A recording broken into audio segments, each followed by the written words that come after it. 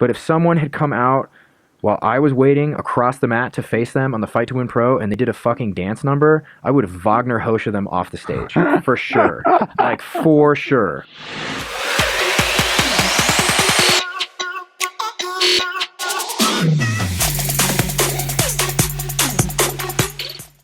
Okay, guys, welcome back. DillaMilla Show. I'm here with Phillip Lietz, Brazilian Jiu-Jitsu black belt. Yo. How long you been training? It was 13 years this past October 2019. God. Yeah, it's been a long time. It's a long time. It's a little weird to think about, because I feel like you could still... It's really easy to remember being a baby blue belt or like a 2 or 3 stripe blue belt and being like, I don't know what black belt means, Like, yeah. It's very, very weird. I don't know. Do you know what black belt means now? No idea. How long have you been a black belt? 2 years. Okay. A little over 2 years. Yeah. Yeah. It's very. I had like severe imposter syndrome when I first got it. Yeah. And it wasn't until I did my first couple of competitions where I was like, okay, it's fine, Right. And I shouldn't have been weird about it, but it was just one of those things like when that's the only thing you've been working towards for like a decade. Right. You're like, am I good enough? do I really have this? Yeah. Mm-hmm. Yeah. You know what I mean? Yeah. Yeah, I haven't competed yet. At black belt? Yeah, not yet. Well, it's fucking rough, man. Let me tell you. Oh, yeah. It's rough at brown belt. Yeah, that's true. Or when they mix the categories, it's rough. Yeah. Okay, so like a black belt is just black no matter what degree. This is black. Yeah. Oh, wow. You could be... That's kind of terrifying to think about. Oh, yeah. Well, the other thing is it's not just any degree or how long you've been a black belt. It's like if you're competing at adult, you could be getting everyone from the hobbyist guy who just like, oh, I like to train and compete for grins. Right. And then you could get someone like, Michael Lira Jr. or Dominique Bell or Ignacio Neto from Gracie Baja, who I've fought all 3 of those guys and got my ass handed to me by all 3, And it's like, that is rough. Like, especially with Ignacio, because he's a giant human. He's like 220, Brazilian, bomb it out, I'm sure. Like, no offense if he ever hears this. I don't care. I feel like everyone's on steroids, but this dude is fucking huge. And like, he broke like 2 of my fingers mid-match just in stripping grips, and I was like, okay, all right, here we go. This is gonna be that kind of day. How much do you weigh right now? What do you usually walk around at? What do you fight at? Right now I weigh about 180, 185 maybe. Yeah. I fluctuate easily. I've competed as low as under 165. Jesus. Which was super sucked out. Yeah, it was like I was gone to shit. And then I've competed as heavy as, I think, like the heaviest legit weight I've been since my white belt days was probably 195. Yeah. But I was a fat kid. So when I started jiu-jitsu, I was my first tournaments at white belt were in the 220 plus category. Okay. So and my heaviest weight when I was younger was 245. How old were you when you started? 19. Oh yeah. We started at the same age, bro. Yeah. So you're 32? Yeah, I'm gonna be 30. Actually, I'm gonna be 33 next week. But yeah. Nice. A little older than me. Oh God, it's a weird feeling. But yeah. So I was a big boy. So I mean, that was in high school. Right. In fairness, but regardless, when I started jiu-jitsu, I still remember weighing like 232 or 228, or in some range like that when I first started. Did you start out here? Yeah. So Keith Olschlager, he's a black belt here in Colorado. He was my first instructor, and he had just received his brown belt when I started training with him. But he was my high school art teacher too. No shit. And so I knew he had done jiu-jitsu, and basically I'd had this situation where I almost got into a fight, but it didn't actually turn into a fight, but it was like, like you're out with some friends and things get kind of weird, and you're like, am I about to get hit right now? Yeah. And I die. Yeah, and I had this, am I going to get stabbed? And so then I just had this kind of freaked out realization, like, I have no idea how to handle myself in a fight. Right. And it was a really terrifying feeling. So I was like, well, I want to do martial arts, but I'm not doing fucking katas. You know what I mean? Like, it seems like horse pucky. Well, that sounds like the exact same conversation I had. That's awesome. And so then I went to to Keith because I was still in contact with him because we became friends after I left high school. Right. And I was like, hey, do you still do that jiu-jitsu stuff? And he's like, yeah. And I was like, could I take lessons from you or whatever? So like the first 6-7 months, ballpark of my training was with him. I would just go over to his house. He had mats in his basement, and he would just show me stuff. And so he put, I think, I don't know, a few stripes on my white belt during that time. Right. And then I started going with him down to Colorado Brazilian Jiu-Jitsu Highlands Ranch location. That was Mike Nichols. Yeah. And so Mike was one of my first instructors, and Matt Cram, who is running the Greenwood Village way of Jiu-Jitsu now. Right. And so I trained with those guys. They gave me my blue belt. I got my purple belt from Keith and Dave Ruiz before we split from Dave. Mm-hmm. And then I moved to Germany. Where'd you live at in Germany? Berlin, East Berlin. Yeah. That was for an art job. Right. And so I was doing 2D pre-production work for games and film. Yeah, if you guys don't know this, Phil is a phenomenal artist. Like he is. I mean, that's his art hanging on the wall here. The hands. But I bought that off of him. Oh, okay, nice. Right. Yeah. And then Thanks, G. Yeah, and he's got I got another one of his. I'm gonna get some more, but we can plug all your stuff. But Sure. he also does. Didn't you do the tatami? Oh yeah. The Stelio gi? Yeah, the Estilo 5.0. You designed that one, right? Yeah, and the inlay for the inlet, the rashi inlay along the collar and the cuffs and stuff like that. All that stuff had my drawings in it. Yeah, people be wearing that. That's kind of a big deal in the right circles. So that's pretty cool. It was pretty wild to do that design and then see like JT Torres wearing it, and that's back when I was a purple belt or something like that. So I was like, JT's the dude. I mean, I still think he's the dude, but. Yeah, so that was... I remember one time we were at like an open mat somewhere and someone was wearing that gi and I was rolling with him or something. I think I said, that's a nice gi, bro. Where'd you get that gi at? Yeah. And he's like, it is a nice gi. And I go, you know who designed it? He's like, yeah, Tommy made it. And I go, you're rolling with a guy that designed it. I think I remember that. Yeah, that was fun. That was fun. But so I basically... So I lived in Germany for a while, and then I moved back here, before I moved to Germany, I was living in Texas. So Where at down, Texas? Austin. Yeah. So I trained with Phil Cardella. Yeah, I know Phil. Yeah, of course, through Steve, right? Through Steve, he's a Hells and Gracie black belt. Yeah, he's a great guy. So him, and then I did. I was also friends with Donald Park down there. That dude is a gnarly, amazing person. And then when I moved to Germany, I was basically just teaching because there was no one. Right. There was no one there at the time. There was literally one black belt in the entire country when I was living there, and now there's like hundreds. Right. There's a bunch. Yeah, but I trained with a bunch of them. Right. Yeah, you were out there. Yeah, not that much. And so I was teaching there as a purple belt for when I was living there, and then I moved back here to Colorado, and that's when I linked up with Ben and Char, and over at the sanctuary. Mm-hmm. Yeah, and just been training with them ever since. I've done a handful of other stuff, like I went to that BJJ camp in Greece that Comprito and Felipe Costa put on from Braza, and how was that? That was. Oh my God, dude, that was the coolest time ever. It was, you basically you pay for this camp, and it's like an all-inclusive thing. So we go to this crazy resort on the Mediterranean, and we train twice a day, and in the in-between, we're just like eating and drinking and just getting fucking lit. That's what I imagine. If there's a heaven, that's what it's going to be like. Hell yeah, man. It was dynamic. And then, we traveled around and saw some sights and cool shit while we were there. And, so that was a good time. And then I tried pathetically to live in Seattle for a very short period of time. And it's too depressing. I love it there, but it's depressing. Seasonal depression disorder is huge.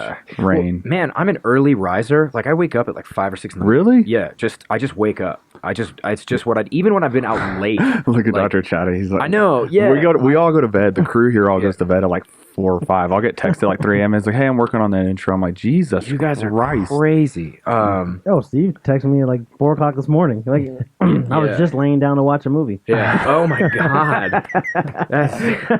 So you get just naturally. Have you always been that way? Always, even when I was a little kid. Really? I just wake up, but I get tired at 9, man. Like 9 p.m. I'm like, ugh, I'm sleepy. Yeah. And so I mean, it's okay. I mean, I get a lot done. I wake up early, right? But it's the same thing as somebody who stays up late and wakes up late. But, but so when I was living in Seattle, I remember after a few weeks of being there, I like started waking up and I would check my phone, and I never set an alarm because I wake up like I'm just up at 5 or 6. So it's like I don't do anything at 5 or 6. So you don't have to set an alarm. But I remember waking up the first time that this happened, and I looked at my phone. It was like 9 o'clock, and I was like, "What the fuck? I am so grossly overslept." I got roofies. Yeah, yeah, man. For real though, I was freaked. Have you ever been roofied? You know, if I have, I don't remember. Yeah. But I'd like to keep it that way. Dude, I was with this chick, and we were partying down in San Marcos when I was in college, and this party bus comes to pick us up, and she's sitting on the bus with me. We both have a beer in our hands, and she reaches in her purse and she pulls out a little capsule thing, a little tablet thing, and she pulls out these 2 pills in there, and I go, "What are those?" And she goes, "Roofies." And then she goes, I go, "Are you gonna roofie someone?" And she goes, "Myself." And then she dropped it and drank it, dude. Shit. No, I'm 100%. That's crazy. Emily, if you're watching, I would love to have you on the podcast, baby. Yeah, it was awesome, dude. She was. I love her. She's freaking awesome. That sounds dark as She hell. would be great, Right? That sounds super creepy. Yeah, honestly, no, I mean, I don't she's a know. party girl. People get it. People get into wild shit. I know people who do wild shit. I'm just saying, like, not trying to get a roofie colada to go. You know, No. like that sounds so. I got roofied before. Really? How was that? Pretty terrifying. Yeah, I bet. You know, pretty terrifying. Yeah. I got. Good God. Yeah, I got roofied at a place down in Denver, downtown, and Oh shit. I went out with actually a blue belt buddy, Stefan. If you're watching, no. he's a big old dude, and you know Teddy George, purple belt from Catharo, or he used to be at Catharo. I don't know where he trains at now. But anyways, Sounds for he's been on the pro stage a couple times. Teddy George. I know Mike George. I love Mike too. Different George? Yeah, different George. But no, we were all out partying, and some people had bought me these drinks, and like I had like 1 drink or 2 drinks, and next thing I know, I go, "Oh my God, I'm feeling like real drunk," because I don't ever really drink, you know. And then next thing I know, I'm like, "Oh," I go, "I think I'm about to black out." Right, my cell phone was dying, so I went outside the bar because these people were like, "You're coming with us. You're gonna come with us," and I didn't know them, and I was like, "No," and I ran outside the bar, and I found an Asian lady that was just standing there, and I go, "I need to use your phone," and I called my friend, the one friend I knew had a phone number, and I go, "I'm pretty sure I just got roofied. Come pick me up. I'm on 20th and Logan." Fuck, right? dude. So my friend comes down there and it's like gets to 20th Logan, gets out, starts looking for me, and can't find me. Goes in all these bars, can't find me, and then some lady goes, "Are you looking for a guy?" And he's like, "Yeah," and he goes, "There's somebody passed out down in a doorway." Down on 20th, right? And so he finds me, and they find me, and luckily no one had robbed me. I had my wallet on me, my cell phone, and I was like in a doorway, just passed out on the ground, and they picked me up, and they said I was real crazy. real Once they woke me up, Yeah, I was super crazy, and they had to have like 4 or 5 people kind of escort me, and Shit. yeah, it was nuts. But I'm totally freaked out by that. By not just like roofies. I mean, that's obviously like roofies are gnarly, but even just like the idea of being so intoxicated that I just like cannot function is like a terrifying, like losing concept. control. Yeah, well, yeah, I guess it's like less about like control of myself or control of a situation, and it's more about like actually kind of like what you were saying. It's like I feel like when I get that lit up, I'm like completely surrender. It's like an invitation to let someone else tell me what to do, and like I like lose agency, right? Right. So, and it also, it's just like you get into those situations where your sense of sanity, like it's in those moments when you get real sympathy for people with mental disorders. Yes. You know, because you're like, oh, your grip on sanity is like really tenuous and not very stable, right? And so I can see, you know, when every time you take a drug that edges you into that, like, oh, I'm no longer in a sane state of mind, and you think, what if I never come back from this? You know what I Yeah. mean? Like, what if I'm like this forever? This is what happens when I take edibles, you know? Like, Right. like, you know, and so I don't do edibles anymore just because of that. Because I was just like, I'll just get stoned. I'll just smoke flower. I don't care. And well, do you feel like reprieve, like from the constraints of like life from this? Like where you From drugs? Yeah, well, just doing a little bit where you can let go, kind of, right? And surrender to where most people are so rigid and tight that they never. Sure. Well, no. Okay, so it depends. That's a really good question, though, and I actually have thought a lot about this. So, in my day-to-day life, I feel like I'm a pretty mellow, happy. I only get to do things I love to do every day. Right. The things that stress me out there are things that stress everyone out, but they're like, they're I don't know. They just don't really they don't like force their Like way. opening a gym? Yeah, like opening a goddamn gym. He's opening a Yeah. gym right now. He's opening his own gym. Yeah, I am. Black Mountain Brazilian Jiu-Jitsu. There you have it. Yeah, It's gonna you be guys, Black Mountain Brazilian Jiu-Jitsu. up in Conifer, which is going to be super sick if I can ever get those goddamn doors open. Yeah. But I just get, I just don't feel like those stresses creep in all the time. Right. And so depending on how I'm feeling when I do certain drugs, Right. sometimes the drugs actually allow those things to creep in more. Right. So, depending on if I've smoked weed or if I'm doing mushrooms or something like that, sometimes those fears creep in. And then if it's something like a psychedelic, I have a really strong sense of like peace about those things. I'm like, well, who cares? It's a social construct. Like, I'm working really hard. I'm a good person. I'm doing things that I enjoy. Right. So who cares if I don't, if I'm not like hitting weird cultural milestones, Right. But sometimes with weed, it just like ramps my anxiety up. Yeah. So the thing that but the reason I use weed is because it does, depending on the amount and how often and like what strain, it does provide me some relief from my ADD, because I have I should be taking Adderall all the time because Right. I'm like at 1,000,000 miles an hour Right. all over the place, and it's super distracting just for me to walk through the world. Yeah, that gives you a lot of anxiety. Yes, but Right. so weed helps with that. But the other thing is weed helps me with pain. So it's mainly for jiu-jitsu. It's like you Recovery. Train, you train as much as we do, and like when you're teaching twice a day or when you're whatever, Yeah. and you feel it's hard because It's hard on the body. It's really, really hard, even when you feel like you're being super selective and mellow and like, oh, I'm going to elect not to train today, or Yeah. I'm going to elect to only go light today, or Right. I'm only going to go with white belts today, or I'm only going to go for arm bars today, or something like that. Right. Even when you do that, you get nagging pains and injuries. I mean, you've seen my fucking hands. Yeah. Like, That's his artwork is it's my hands. Is his hands, and when he Oh, that's cool. put it for sale, I was like, those are jiu-jitsu fighter hands. I go, those are Yeah. my hands. Yeah, dog. And I was like, I want that to hang up, because people are like, why do you have hands hanging up in the gym? Yeah. And I'm like, look at these taped up, battered. I mean, all Yeah. our hands, we can't close. They're knotted and gnarled. Arthritis. I Just can't close my jacked. hands. Yeah. No, I get it, dude. But so that's what I like weed for. Yeah. But the other ones, I like any other kind of drug. Like, I just can't. Have you ever taken ADHD medication? Yeah. Adderall's great. Yeah. It's crazy how, it's really difficult to explain, but it feels as if I have all the same thoughts, I have all the same feelings, I have all the same everything. Mhm. They're just organized. Right. It's like, instead of it being like this jumbled, knotted mess of shit Right. that I'm like, well, but I gotta go over here and over here and over here and over here. Instead, it's like A, B, C, D, E. Right. And all of a sudden, I'm just like, oh. So And, go ahead. hang on, one more thing. Yeah. And this, I think, is the key.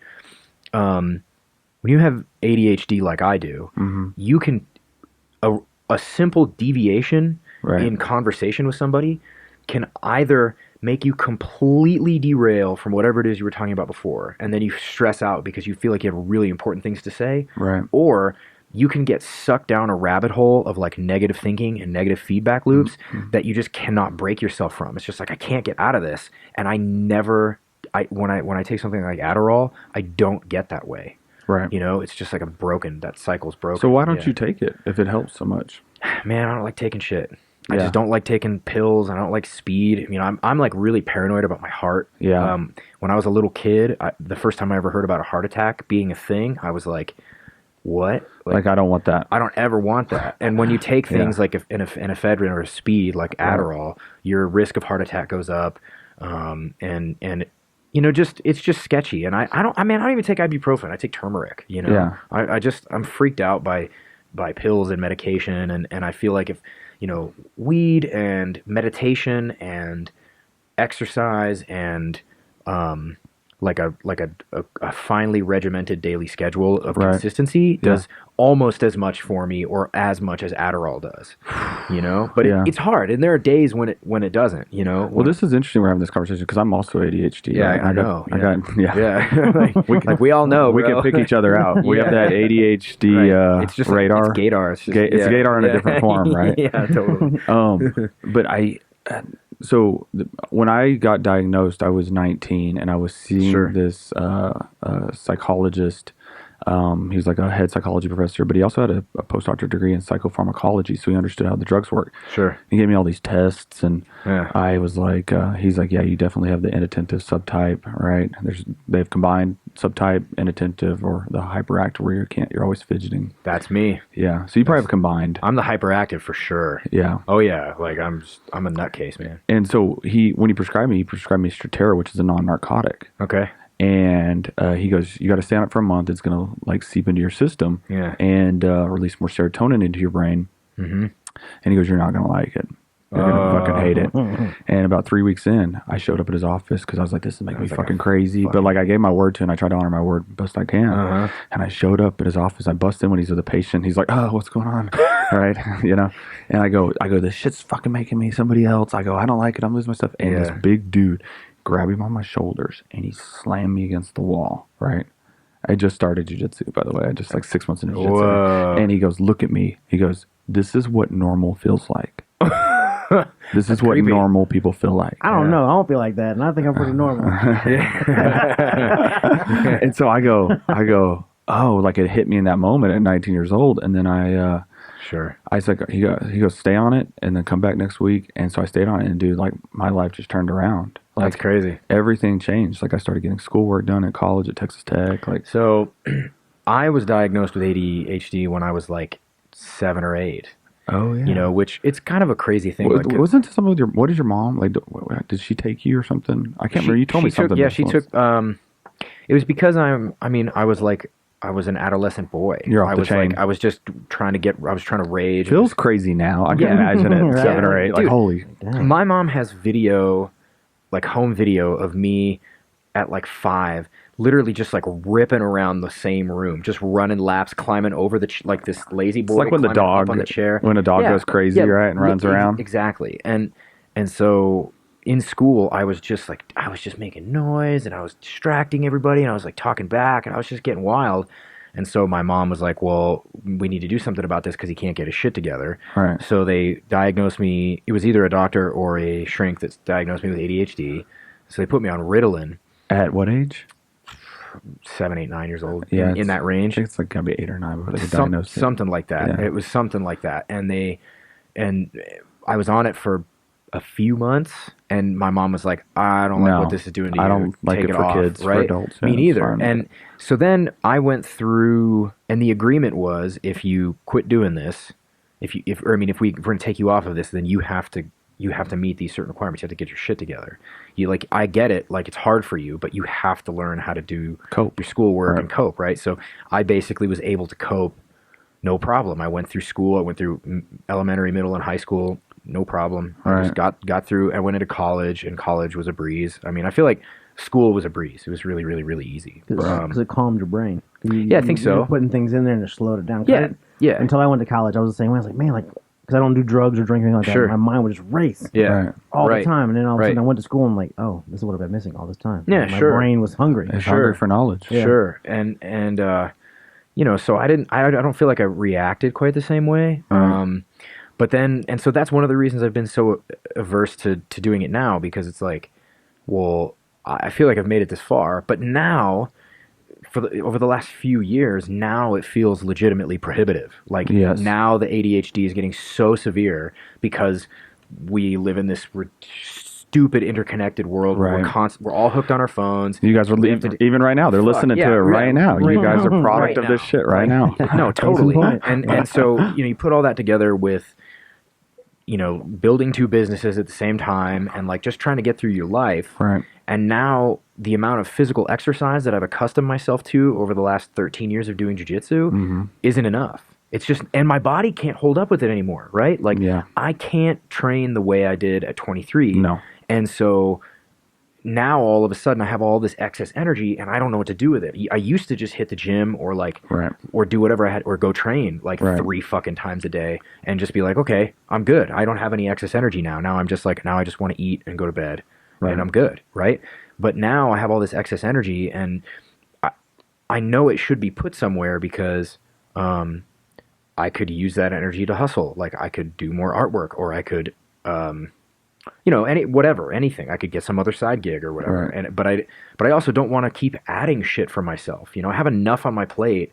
I don't want to keep adding things to do. And so recently I have started adding Adderall back in to see if, what it's going to do to me. Right. And it's great when I take it. I mean, it really is. I actually started doing this at the encouragement of my girlfriend and because she's known a lot of people and I think some of her family members had issues with ADHD causing like really intensifying their anxiety. Yeah. And so I was like, and she was like, an Adderall gave them a great deal of relief. You should give it a try. And I was like, yeah, okay, why not? Like, what's the harm? And so I've been trying. And so I am thinking like sometime in the next couple of weeks, I'm going to go to the doctor. And I'm going to talk to him about it and talk about risks and other options, like what else there might be for me. And then actually get a a prescription. Yeah. We'll see. You can go see my doctor. She's cool. Okay. I'll send her a text and tell her you're going to come by. I'm into that. Actually, I'm very curious on this subject because I forgot how ADD you were, right? Holy shit, ADHD, dude. right? Yeah, it's and bad. so this is actually really curious for me. So when I was seeing that at 19, he knew my jiu-jitsu instructor at the time was seeing this same psychologist, and like a couple of us from the gym were going. I didn't really have problems that I thought. I just knew that I was going to get like life coaching and stuff. And he told me, he goes, well, with martial arts, they found statistically that there's a study that people that do martial arts, it helps control their ADHD. Sure. And they also said people that also are ADHD are usually way better at like jiu-jitsu or martial arts because you can see so many things coming. Sure. And you can move around. Sure. Have you noticed that it affects how you train?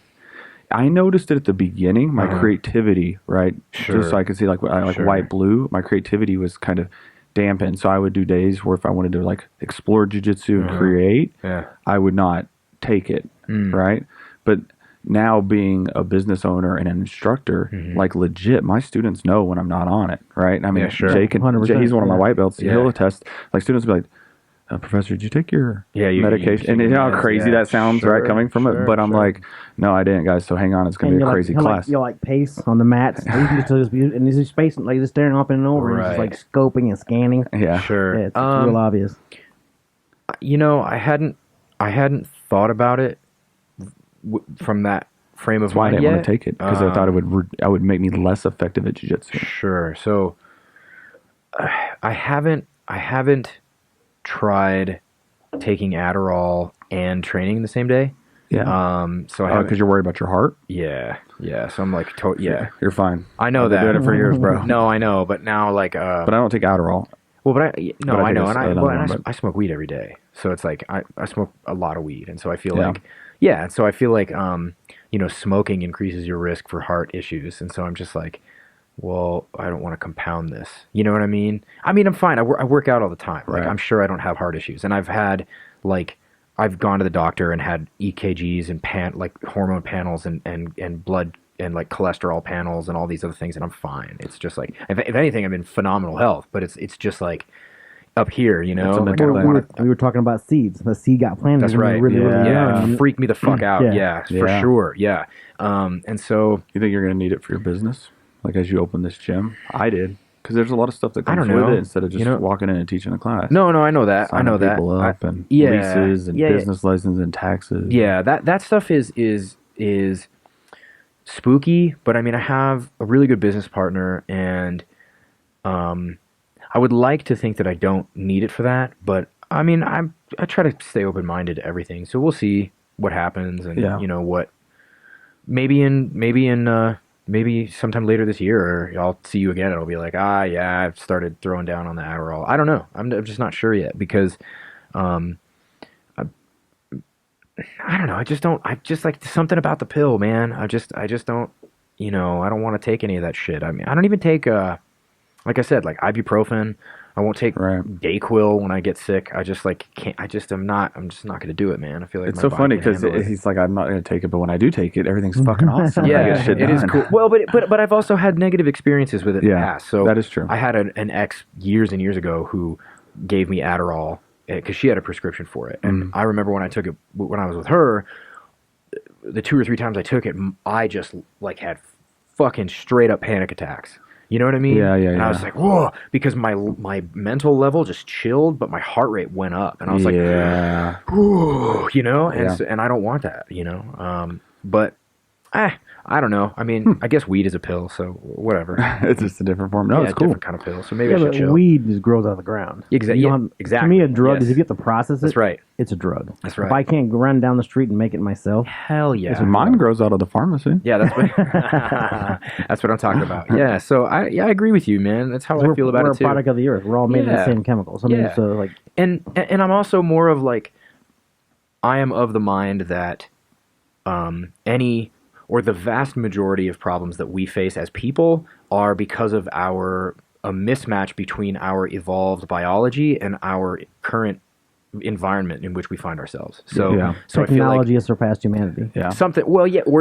We're not supposed to live with like 7. Well, I don't necessarily care about how many people are on the planet, but like we're not really equipped for city living and not having to hunt and find our own food, and we're not really equipped to have like all these pressures of like, oh, you should get a job and like settle your shit down and like contribute to society and whatever. Like, there's a reason it causes everyone so much stress because we're not supposed to do it. ADHD's been around forever, but the guy who invented the spear to bring down that mammoth was ADHD. Probably had ADHD, and like, and in a more natural setup, I might be using my ADHD in a different way, right? So it might be a tool rather than a hindrance. And so my whole point in saying that is I'm trying my best to think about what can I do to modify my day-to-day routine or my environment so that way it benefits more from my spazziness in a natural way. Yeah, sure. Yeah. Yeah.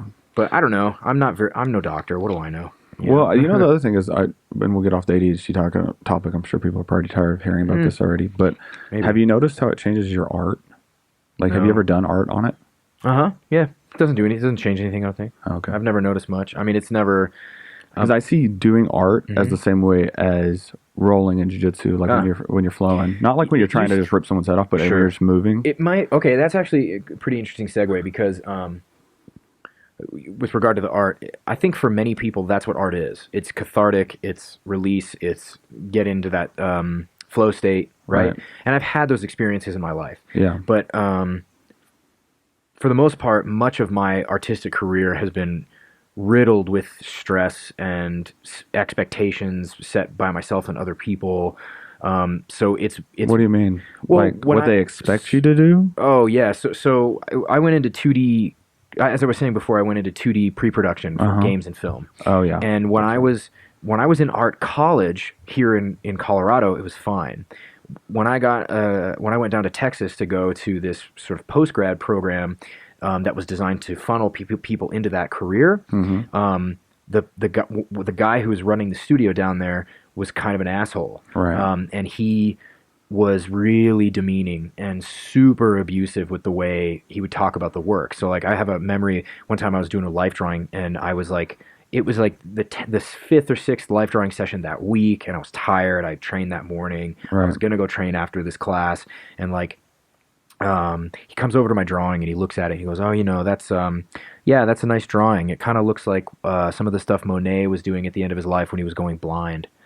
Wow. And I was just like, and here's the thing, dude, that was par for the course. You know what I mean? Like he would say shit like that all the time about my work and talk about how, and the environment was like, you're never doing enough and you're never putting in enough time, and every extra second of your time should be spent drawing and just like drilling, right? Like you should drill all the time. It's like it's the same thing in art. It's like you should practice your anatomy studies and color theory all the fucking time. Right. And and I'm like, man, I gotta chill once in a while, And so then when I went to Germany, I got this job, and I later found out that basically the guy was like sniping me out of this postgrad program because he used to be friends with the founder of that program, and he wanted to pull the best students out of it. And so he hires me out of that program. So and I go to Germany. I like left my fucking country, my language, my family. I left everything.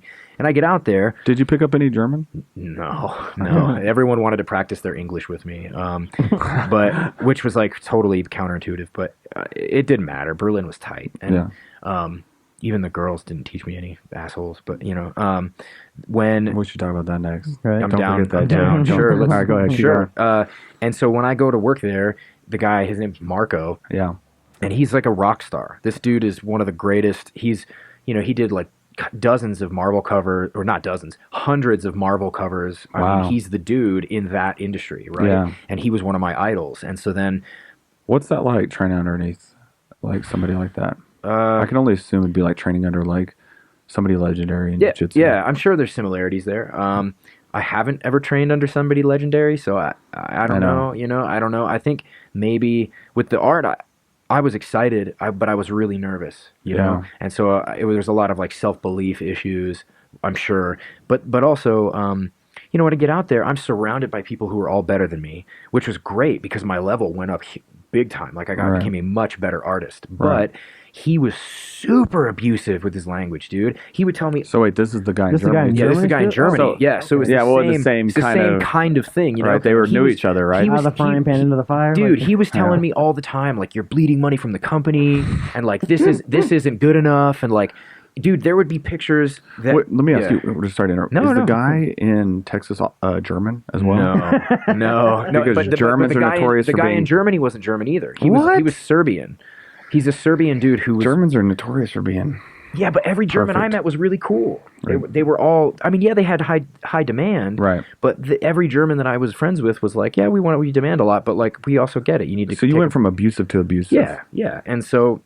How long did that last? How long were you there before you're like, I can't do this shit? Well, I knew I couldn't do it anymore after like 3-4 months. Yeah. But I was there for 2 years, and it was why continue? Like why when it's terrible? Because I thought it's fucking cool. What I was supposed to do. I thought it was. I was like, I was on the life track. I was like, this is what I've told everyone I was going to do since I was a little kid. I was going to be an artist. What belt were you in jiu-jitsu? Purple belt. Yeah. So you're still teaching. So it's not like I'm going to go. Yeah, right. You could have. I didn't Germany. know. I mean, I never had any of that. The things that I do now, no one ever indicated to me early on that I could do those things for a living, ever. Even my parents. Like my parents never told me that I could do the reptile thing for a living. They never did. Have we talked about that yet? Not yet. No. Anyways, he's got a lizard. I work with a genus of desert lizard, herbivorous desert lizards called Euromastics. They range from like the North Africa across into the Mideast. And I've been working with. I'm like actually the biggest breeder in the entire country, and one of the biggest breeders in the world of this particular genus. And I love them. That's like I love doing that, and for whatever reason, I'm actually kind of good at that. I don't know why. He's really good. I don't know why, but it's weird. But it's so much fun. And these are not like. Yeah, they're not like your bearded dragon that your friend has and feeds. Yeah, you're not going to. Crickets. This is the things. See, he posts on Facebook all the time. These. First of all, he's got a whole like. It's like one of the nicest things I've ever seen. Like of. Oh yeah, my setup. Yeah, it's like professional. It's everything is super professional. It's like a facility. It's a facility. It is a real like facility and like a habitat built. It's a lot. It's a lot, and these things are like. Some of we'll post them. You guys can go on DillaMilla.com and look at them, or you can. We'll give Phil's social media ads in below, but you can see them. They're like colors and some of the most amazing colors I've ever seen. Yeah, they're super dynamic. They're really cool. I would love to talk about that more, but I got to finish this. Yeah, go ahead. With my brain. No, it's okay. So anyway, because of all this stuff with art, I really cultivated like this pretty toxic relationship to drawing. Right. When I was in college.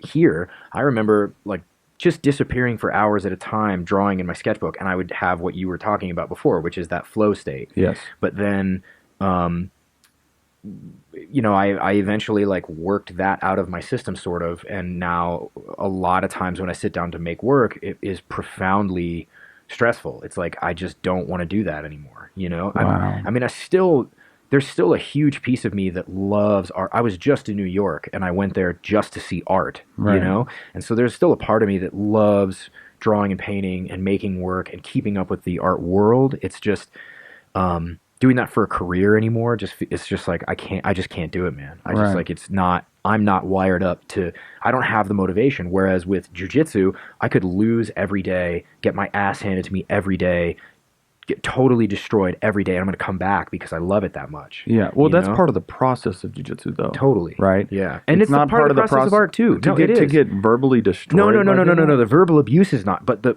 you know, you have to draw, you know, there's this old saying, like, you're going to have 10,000 bad drawings in you. Right. So better get them out now.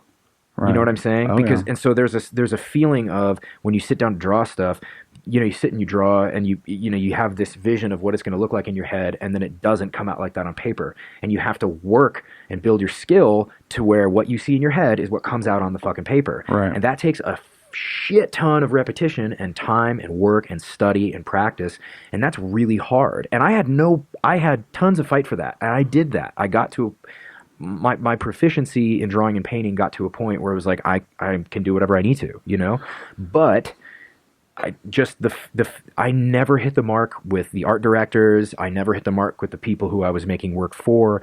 All of the positive feedback that I get about my artwork is from me doing stuff that I want to do. Right. Anytime I made a picture or an illustration for other people, specifically for other people who were like, I want this, this, and this, and I would deliver that to them, they were always like a little dissatisfied. You could tell they weren't psyched on it. There's always a little something off. Yeah. And so it's just like, this just isn't worth it anymore. Like, everything I'm doing is not hitting the mark. So fuck it. I'm not doing it. So when you do your own painting for yourself or your own drawing for yourself, is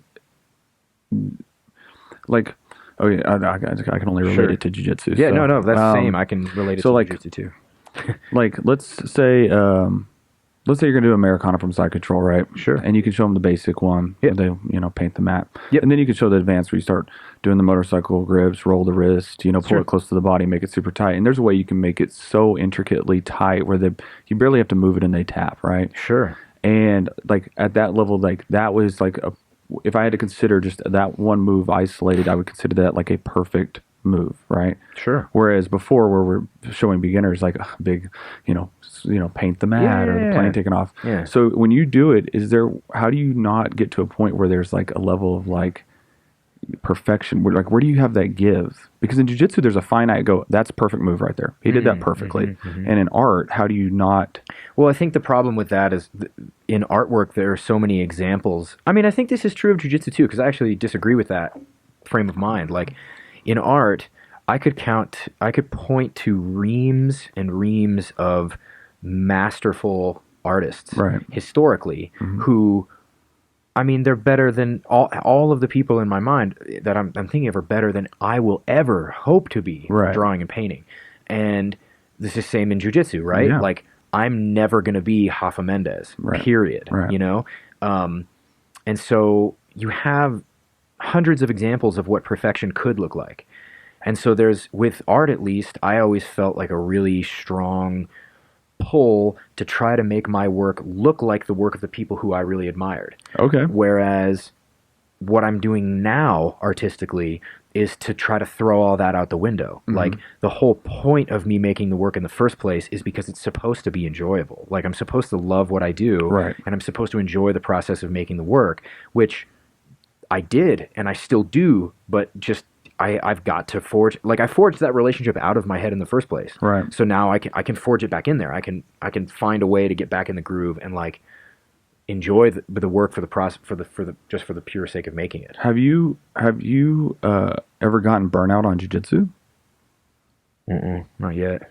Not yet. I have with art, but not yet with jiu-jitsu. But also not with lizards. I've never been burned out on lizard. I've always I've had a lot of times in my life. I've been keeping reptiles since I was a little kid. Right. And there have been dozens of times throughout my life where I had to maybe if I was moving for college or moving for a job or something, I had to get rid of the animals that I had, sell them, and then, try again somewhere else. But I always wanted them. Like, no matter what, it was all, even when I moved to Germany, like 2 months after I got there, I was like looking around on the internet, like who breeds lizards here, so I can go buy some. Like I want lizards. It's like a drug addict. But with jiu-jitsu, I've just never felt that. I've been burned out on certain parts of it, right? Like, oh fuck, I gotta, it's another hard training day. Like right now, I'm burned out on competition. I had that fight to win pro in November against Lira, and got destroyed in under a minute, and I was like, all right. That was amazing. I know it was beautiful. I know. It was I think we talked about it on the podcast. You guys will, I think his episode comes out. You'll see his episode, and then, but yeah, that dude's a shit. Yeah. No, he's awesome. Have you been over and trained with him? Yeah. I visited him a few times. He's a great guy. He's a great guy. I got nothing. I have nothing against people I've lost to. Ever. No, I watched that, and I remember watching it, and I go, it was so sick, dude. And I was the one getting it done to me, and I was like, this is so tight. Yeah, because Phil's he loves the back and bow and arrows and shit, and I was like, I'm usually on the other end of that. And I was like, holy shit.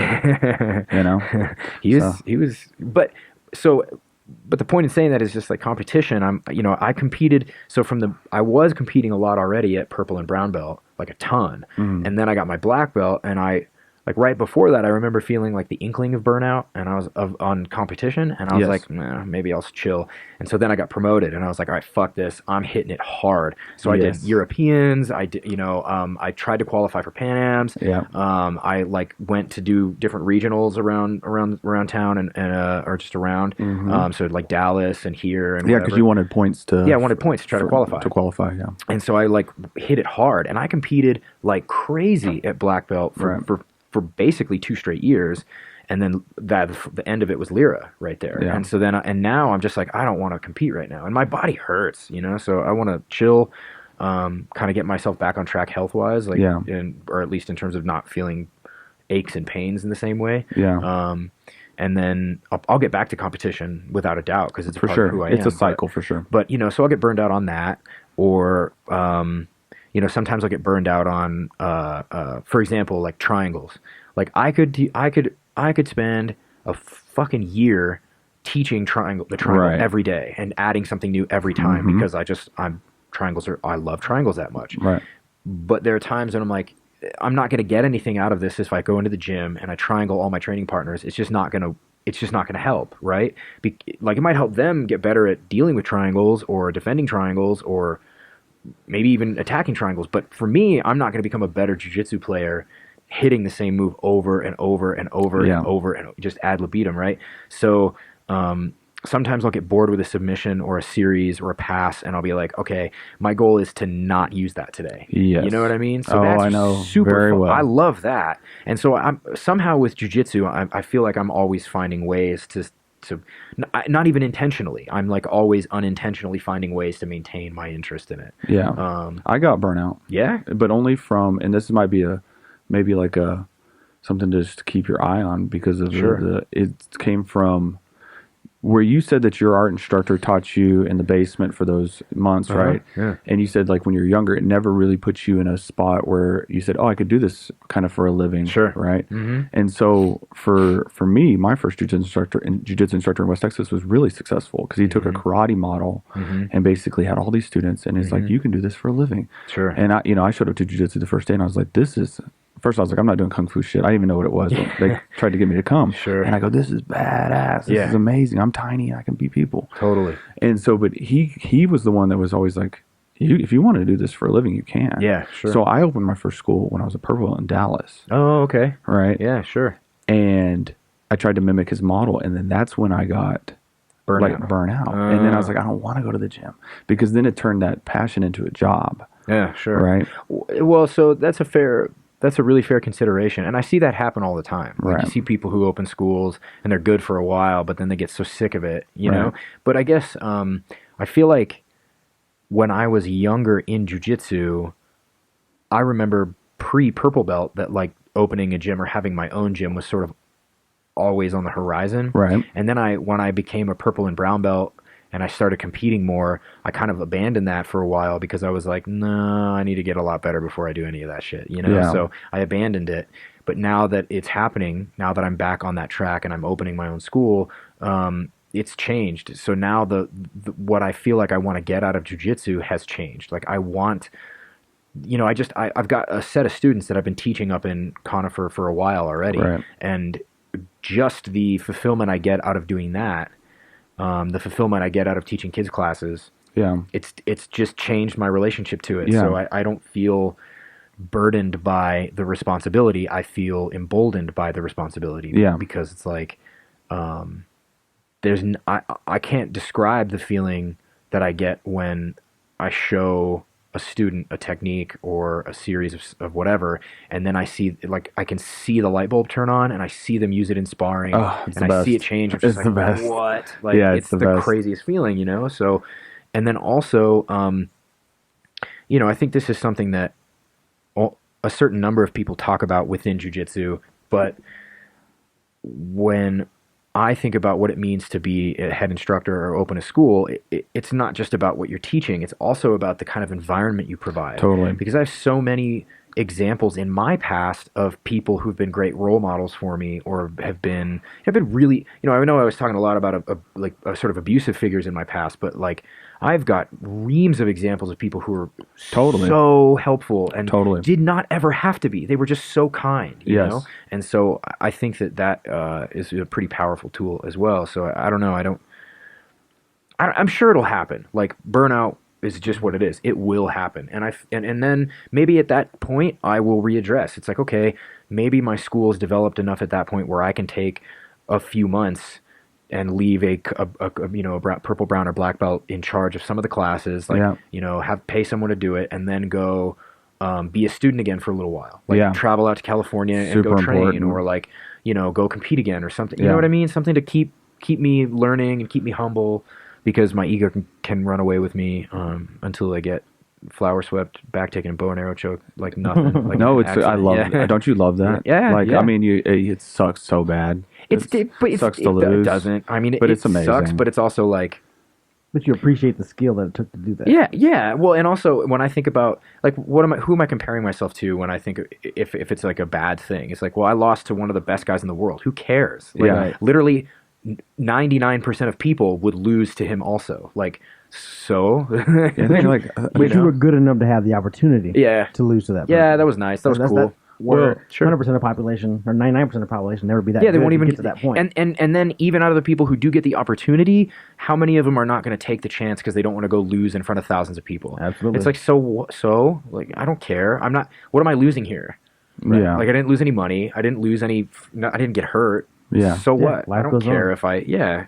You watch the tape, find out what you did wrong. Yeah. Come back and do it again. Yeah. Well, I think that's the beauty of jiu-jitsu. Sanji or maybe Salo or somebody first said, like, the first lesson you always learn in jiu-jitsu is that of defeat. Doesn't matter if you're doctor, lawyer, you know. Yeah. It could be whoever. Yeah, everyone loses all the time. But it still happens at such a high level. That's what's so beautiful, I think, about it, right? Yeah. But I mean, maybe not everybody, right? Like Hodger doesn't lose. Yeah, so guys, I'm wearing this shirt today, if you guys can't see. It's a Hodger Gracie shirt. It says GOAT on it, the GOAT. And I wore it because, and you guys will be able to get these. I had this shirt made. I thought it was cool.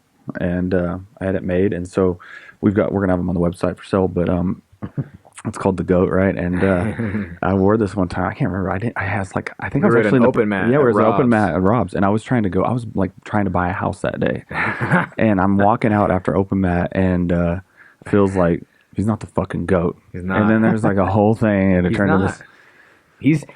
Okay, Hodger on paper, like, of course he's the dude, right? Of course. Yeah. Like, if all you're going to count are your accolades, like your medals, which is like, that's how we traditionally measure success, is how many times you've won and whatever. Right. But and no doubt about it, like, no one has the record that he has. No one has the wins that he has over the guys, and the way he beat them is pretty incredible. Right. Like, totally, and I would never deny that. Right. But the man is also 6'6", right? We cannot deny the fact that he is a special human. We cannot deny the fact that, like, he's not really produced anybody else who's won anywhere near the level that he has. And we also, like, yes, he beat Buchecha, but like, if someone of Hajar's ability and skill came up today in the ultra heavy weight class, would he still win the same way? Like, I don't think so. And so, but I got more to this. I think that there are better metrics to measure greatest of all time, and I would like to throw in my vote for Andre Galvao as the GOAT. Okay. And let me be very clear. I don't like Andre Galvao. I don't like that he's so religious. Jay, for that, that's like, Nikki Sullivan and Lear's instructor. I mean, and I should probably be super, super clear. Like, and the twins. I've never like met him. I don't have anything against him as a person. Right. But I hate the evangelism. I hate like the religious aspect of everything he does. There's a lot of people out there that like also hate it as well. I just really dislike that. Yeah. But that dude has the coolest record of any jiu-jitsu player ever. True. Right? Like, people talk about Terere or Marcelo Garcia or Jacare as other candidates for the greatest of all time. I don't know why Marcelo's in there at all. Marcelo is one of the best jiu-jitsu competitors ever, sure, but greatest of all time? How could he possibly be in that category? He's not. Anyway, hang on, I'm getting off on a tangent. But Andre Galvao has all of the same accolades of any young competitor coming up today. He won Worlds and Pan Ams at blue, purple, brown, right? Yep. He won at black belt, Pan Ams, Worlds, ADCC, right? 6-time super fight champion, He has fought everybody, like fucking everybody. And yeah, he's lost to some guys. And MMA. And yes, and so then he made the transition to MMA, where he had a respectable 9-4 record. Yep. Right? It might be different. Pretty sure it's 9-4. In what was it, WEC or something? What was it? Yeah, it was out in WEC. Yeah. I don't quote me on that, but I remember, I've looked this up many times. I just know that he has a winning record. Right? So it's a respectable record in MMA. Then he did what almost none of these guys have ever done, which is come back to jiu-jitsu, win Worlds, Pan Ams, ADCC, American Nationals, Houston Open, the Abu Dhabi World Pro, the trials. He's won all of those again after coming back. And he now has he's got the most super fight ADCC victories. Right. He has the most defended ADCC titles. He has continual victories in any gi competition. Yeah. And he has world champion students. He's produced some of the best jiu-jitsu players out there that we know. Right. Like, come on. And he's an exciting grappler. Yeah. Dude, he's the fucking man. Like, I don't know how anyone can possibly think that anybody is a better candidate for the GOAT than Andre Galvao. Like, he's the dude. So if you could change the metrics, right? If you could change the metrics, it would I would actually prefer to see the metrics be generationally. Yeah, because generations are different, right? Well, jiu-jitsu's advancing. It'd be like 1940s, 50s jiu-jitsu versus jiu-jitsu of today. They would get murdered. Like a Rocky Marciano in today's generation would get obliterated. Yeah, it'd be like a World War II tank against the M1 Abrams from today. Totally. And it's just not the same. It's not and the that's same. okay. Like, we don't have to. There's nothing. From my perspective, there's nothing disrespectful in saying that, because like at the time, no one can take those titles away from you. You're the dude. But like Gordo, Gordo is better than I'll ever be. But is he going to come back today? And if it was the same Gordo that was winning worlds, what he did, is he going to win worlds today? No. Yeah, doing like the same jiu-jitsu, same half guard, like same jiu-jitsu from then to the same jiu-jitsu. Well, he's also not an athlete. Yeah. Now we have like legitimate professional athletes, like that are world-class black belts that have been training since they were 5. Right. You that is so hard to compete against. Right. Like, it's just not going to happen. You're not going to come back and win, you know? Do you feel like it might have skipped a generation with us? Right? What do you mean? Because of the growth of jiu-jitsu. So, it came to the United States in the 70s and 80s, and then by with the UFC 93, everybody started doing jiu-jitsu. But now, like, people like the twins, for instance, right? They're coming up. They've been training since they were 3. Yeah. Right? Sure. But when we were coming up, there wasn't, like, I opened a school with another purple belt because there wasn't that many jiu-jitsu instructors. Sure. And so it's almost like I got lucky at 19 to get into jiu-jitsu. Yeah, that's how I feel too. Right. Very, very blessed. But skip the generation. I don't know. Like, I mean, because now you have these kids coming up now, right, that have been training since they're 3, 4. Yeah, pure savages, Yeah, amazing, right? Look at Art of Jiu-Jitsu guys. Yeah, well-rounded, every one of them. The teen program over there is amazing, and now they're coming up, and it's like, there was no place for me to have that when I was 4 or 5. Yeah. Right? Right. So it almost feels like it might have skipped. For me, I feel like there was like this, and I'm not knocking anything, because I've had I'm so blessed to have found jiu-jitsu. I think anybody who finds jiu-jitsu at any age is blessed to have started. Yeah, sure. For sure. Sure. I don't know. I mean, it's hard for me to say, like, I'm lucky to have started at 19 and when I did, but I also, I don't know that I would have wanted that life. Well, I guess, if we're going to talk about, like, GOAT and, like, greatest all-time stuff, right? Sure. Before, it was all people inside the family, basically, right? Mm-hmm. So they had very limited. So if you're starting at 3, that's because you were a Gracie family member at that time. Sure. And now, it's not. Yeah, it's open source. Anybody can learn jiu-jitsu anywhere. Yeah, it's literally pretty much anywhere in the world now. Sure. So, I would like to see it to be generational, because who do you consider, if we were to break it down between gi and no-gi, who do you consider the no-gi GOAT? No-gi GOAT? Do you consider Gordon Ryan? That sounds weird. No-gi GOAT? No, Gordon's obviously extremely good. Yeah. Like, no doubt about it, that guy is like an incredibly talented grappler and like hardworking. Yeah. But he's young still. Maybe in 10 years, he'd probably be the GOAT, sure, of no-gi. Okay. But I think it's maybe not generational. I think maybe contextual. Okay. Right? Because if we're going to talk about certain contexts, yes, I can see how Marcelo Garcia might be the best middleweight ever. Right. But GOAT? Like greatest of all time? Yeah. No. He lost to Drysdale and Jacare and Tedede and Hodger and like Pablo Popovich. I'm sorry, but you have to have beaten certain guys. And everybody's like, oh, he was a little guy. It's like, have you ever seen Marcelo?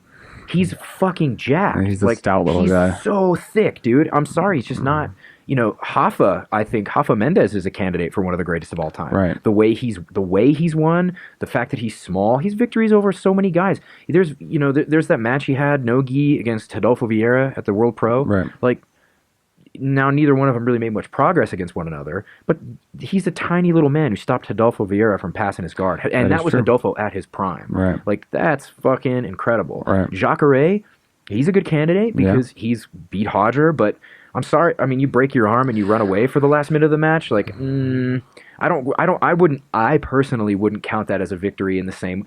And again, I've met Jacare. He's one of the coolest dudes I've ever met. But he was also playing to the confines of the rule set. He's so good, dude. Right. He's got the... Sorry, That's all right. But he's got like the sickest jiu-jitsu. He's so aggressive everywhere. I like his style. Yeah. But, I just feel like there are contextual greatest of all times, or contextual, like, it's really nice to talk about so-and-so, like Lucas Lepre. He's another example of someone who I think is a candidate for one of the greatest of all time, because Lucas Lepre has victories over very, very high-level guys. He's got incredibly consistent performances in different tournament sets, but different rule sets. Yeah, but Gordon, you cannot be the greatest of all time in jiu-jitsu unless you compete in multiple...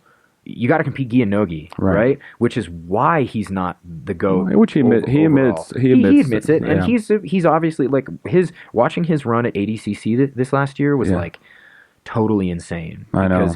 Like, and honestly, I don't know anyone who can watch that match with him and Buchecha and think that like Buchecha wasn't running away. Like, he was freaked out because he knew that if he entered Gordon's guard, he was going to get heel hooked or he was going to get swept. And he did. The one time he entered Gordon's guard, he got swept with that. That sick little hook sweep when he had the arm trap.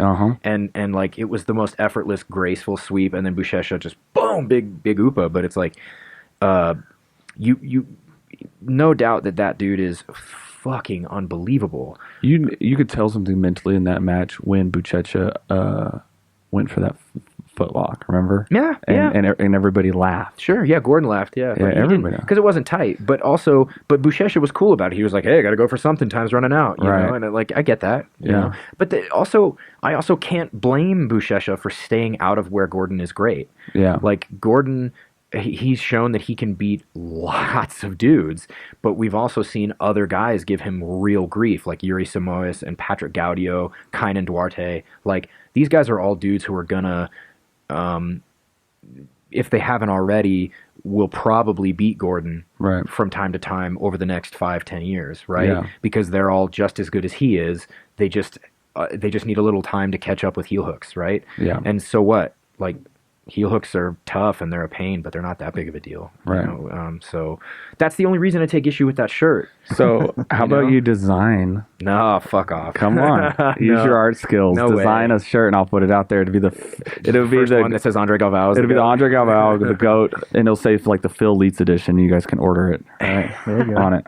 Well, okay. I have something else to say about this. I'll split all the profits with you. How about that? I'm sold. You got it. See, that was easy. Yeah. You throw money at a jiu-jitsu guy. This table's like spinning. Look at this ghetto ass table. Yeah, we're about to be moving into a bigger podcast. Oh, sick. Studio, okay, nice. But so let's also talk about, because this reminds me of this topic, which is a lot of the people who I hear who talk about Hodger as the GOAT. Well, not all of them, but a lot of people are like some of the same guys who bitch and moan about 50-50 being a stalling position, and some of the older guys, and guys who say like, "Oh, you better like guard pulling is for pussies." It's like, bro, you've pulled half guard on me like a bunch of times, and it's the same thing. Like you never I love pulling guard. Yeah, you never like the.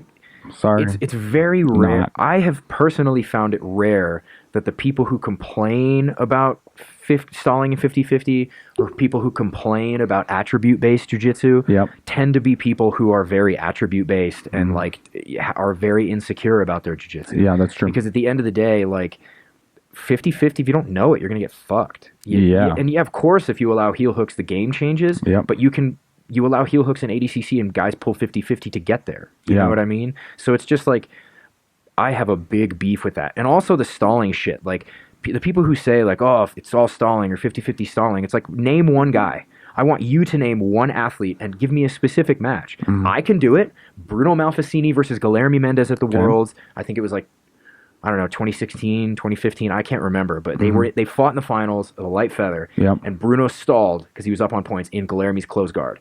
But Bruno's one of the best guys. He's also unbelievable. The guy's one of the best ever too. Right. You know, but he's in close guard. Yeah, but he's in close guard. And he's got a floaty jiu-jitsu game. And he has so much time left. Like, of course he's going to stall. Yeah. But like these guys who say that you're only, or like Yuri Samoas. Yeah. His first year at black belt, he beat Rafael Lovato at the Pan Ams. Right. And he did that through 50-50, winning on advantages and sweeps. Right. Cool. I don't care. Like, so what? You lost. That's the rule set.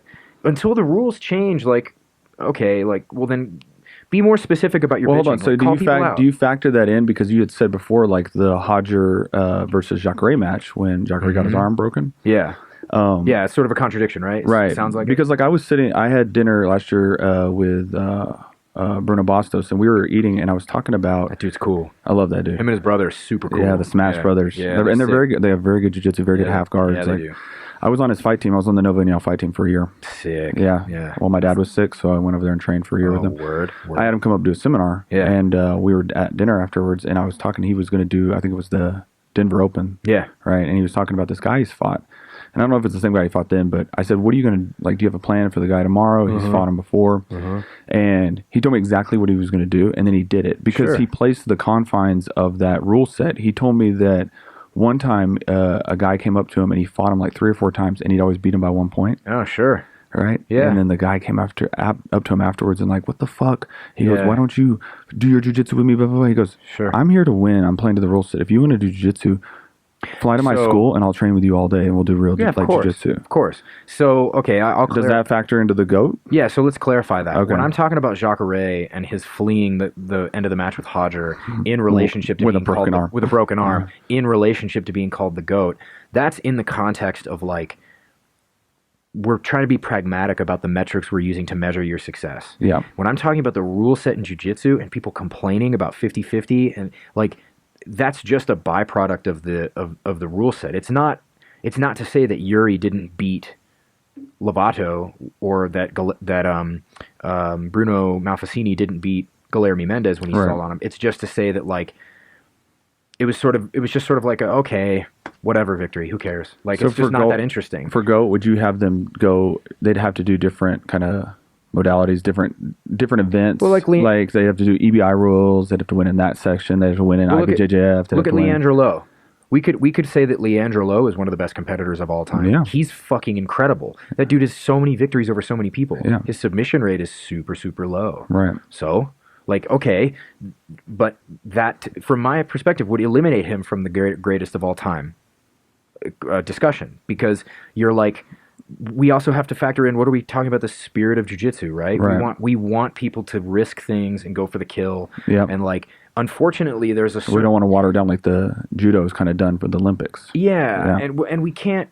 We also have to like recognize the fact that there are aspects of what we want to see in jiu-jitsu and what we will see in jiu-jitsu. Like, we can't have both of them at the same time. We just can't. This is why there's no format for tournaments that really, really, really provides over and over and over again the best matches, because everyone plays the rule set, because the victory is what we find most important somehow, right? So, you know, this is why like Copa Podio was doing such a good job for so long, and then they fell off, unfortunately, which is a drag. Or like the ACBJJ, the Berkut guys, those Russian dudes, they were doing a great job for a long time, and then they kind of fell off. And Copa Podio was huge when it came out. It was, and Fight to Win, like Seth, he's the man, and he's got a great thing going. But like, I see just as many snoozers on Fight to Win as literally any other card. Like, I just, so many matches that I just, and that's like, not, and to be clear, like, that's not, it's not Seth's fault. It's not Seth's fault. And Seth actually, I mean, we've been on the pro, everybody's been, I mean, you can like throw a stone and hit somebody who's been on the pro card now, which is great,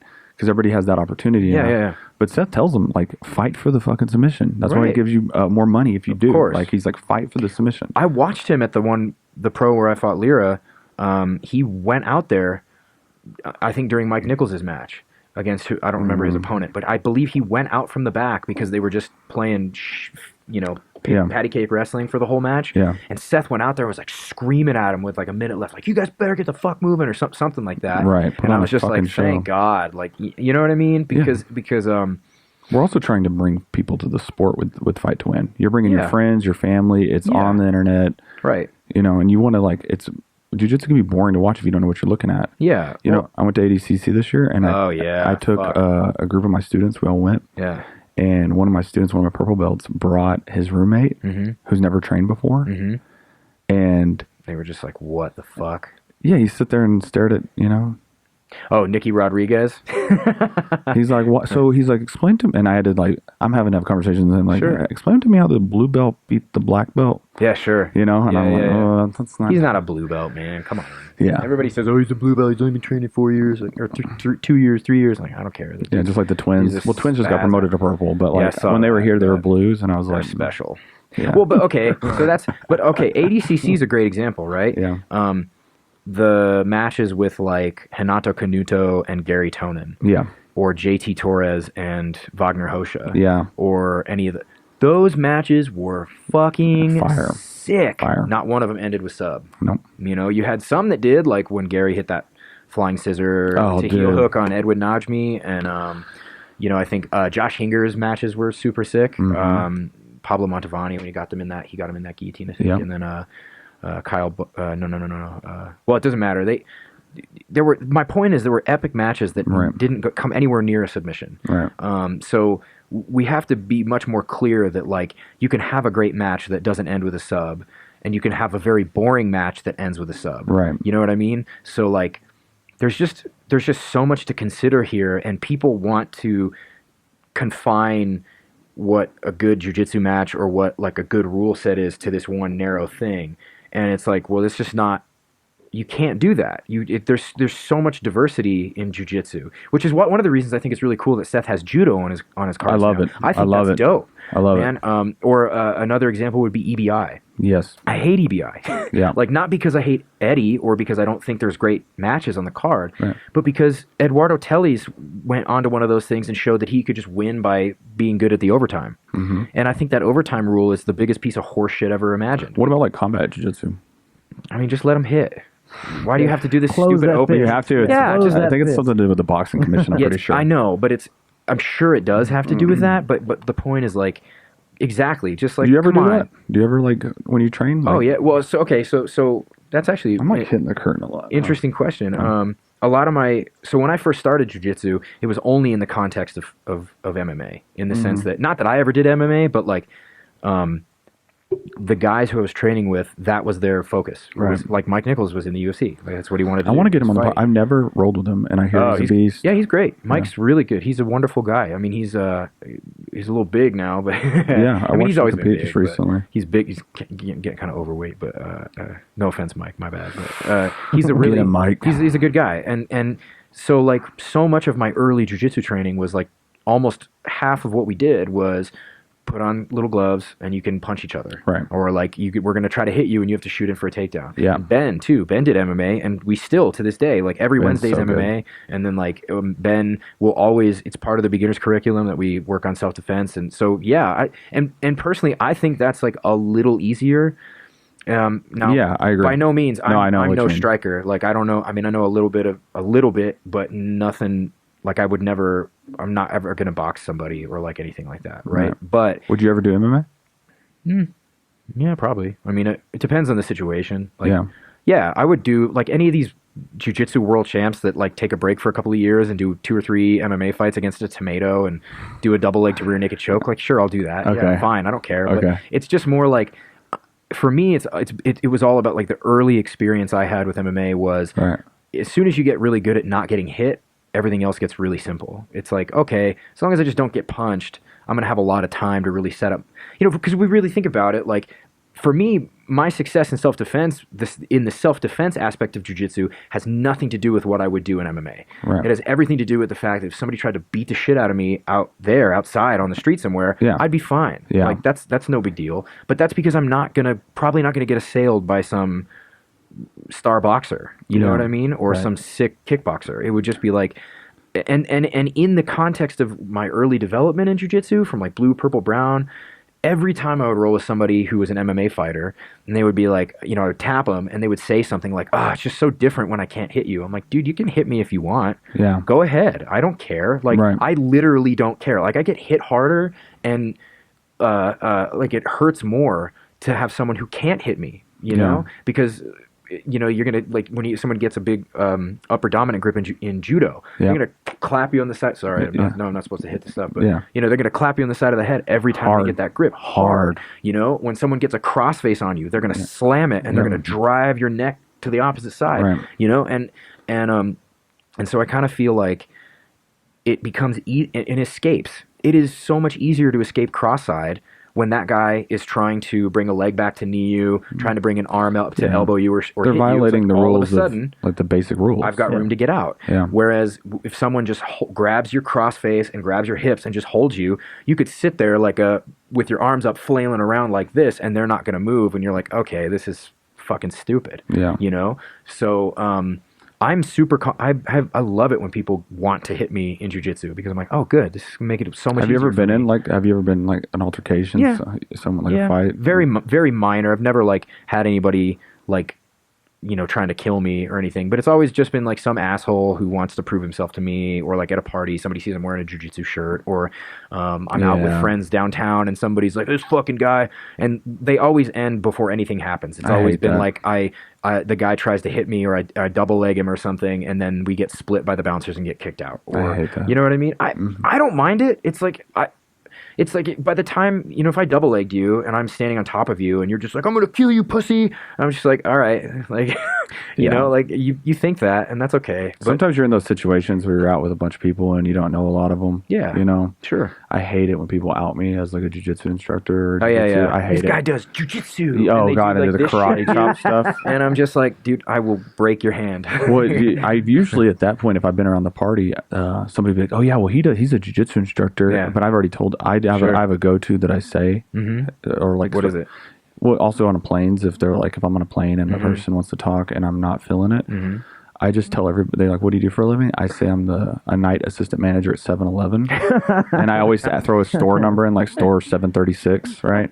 And that's pretty weird. No, it's great, because then it's like, they're like, oh, like they deal with the 7-Eleven people. So they're like, oh, yeah. Well, I try to tell you about my inventory problems, and I've gone like hardcore into it before. Wow, okay. But then I did that before, and then a guy was like, oh, he teaches jiu-jitsu for a living. And I'm like, oh. Shit, now I got to talk about it. Now everybody's going to want to be like, I did karate for 5 years. I'm like, I don't give a fuck. Or someone's going to try to prove themselves and be like, hey, I was camping one time, and a guy was like, let's fucking go.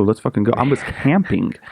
I just tell those guys that you'd beat me up. I'm like, oh, you totally beat my ass, bro. I don't care, because we all know that's not true. Until they get they had buy-in with all the dudes around us. Everybody's like, no, just fuck them up. And so it was all these rocks and sticks on the ground, right? It was down south by Chada, and I was like, he was wearing like a flannel shirt kind of thing, and there's a fire, and I just I said, all right, you can just do whatever you want to punch me, come in, you do whatever you want to do, and I walked at him sideways.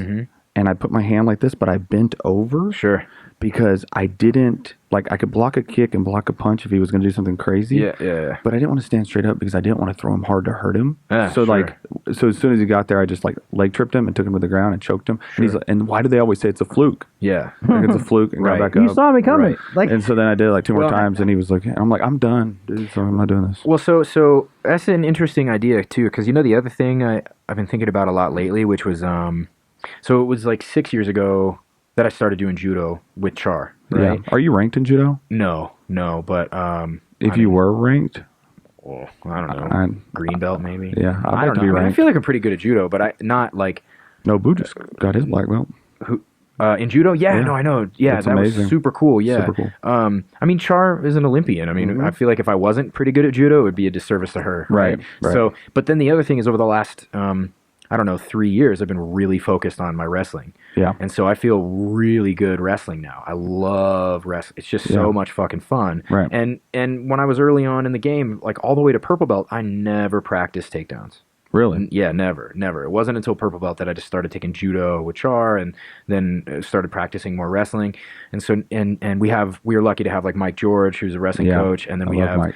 3 or 4 guys at the gym who are all former wrestlers who've shown me a ton of good stuff. Right. So I feel really good wrestling now. But what that has taught me is like, if someone really wanted to do something to me, they would have to take me down first. Right. And like, I'm sorry, but like unless you're a very good wrestler, or unless you're like also another grappler, like you're not gonna do it. Or they have to get you by surprise or something. Yeah, or they have to double leg you from behind at the knees or something, or corner or you, or shoot you, or stab you.